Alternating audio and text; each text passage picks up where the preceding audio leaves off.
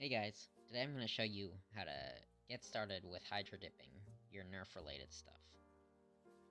The first thing that differs Hydrodipping from regular painting is the prep. I would say to treat Hydrodipping like spray paint that is extremely effective when you cut corners while prepping. When you're Hydrodipping, make sure to sand your objects thoroughly and primer them. Apply the primer like you would normal paint, and make sure to give it a couple days to dry.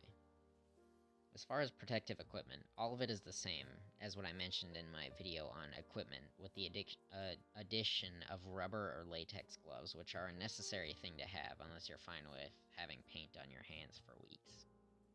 Other than that, all you need is a tub of water deep enough to fully submerge the object, no matter how it's oriented, and 2 or more cans of run-of-the-mill spray paint.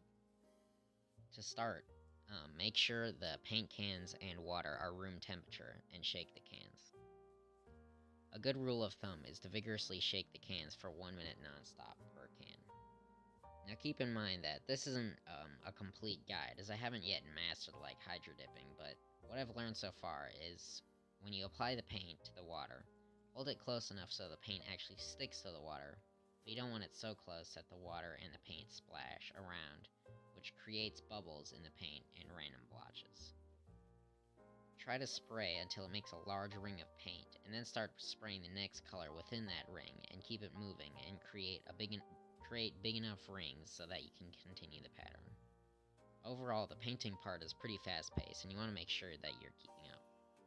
If you're using more than 2 colors, it helps to have another person helping you so that you don't have to worry about dropping and picking up new cans of paint and keeping up with the contracting rings. Once you're done painting, slowly dip the object in the paint without moving it or twisting it in any other direction than straight down. When it comes to the specific object you dip, it helps to choose something without holes in it or any parts that stick out sideways, as they'll stop the paint from touching the rest of the object above it. For example, a water bottle would work really well, where an entire gun would most likely not. Alright, once you're all done, the cleanup is the same as regular spray painting, which I mentioned in one of my previous videos. Okay, so that's all I've got for today. Hopefully this video helped you get started in Hydrodipping. One last piece of information I'd give you is that Hydrodipping takes practice, and don't expect to come out with a perfect dip the first time. It sometimes takes a couple tries to get it down well, and there's nothing wrong with dipping an object a few times till you get it perfectly.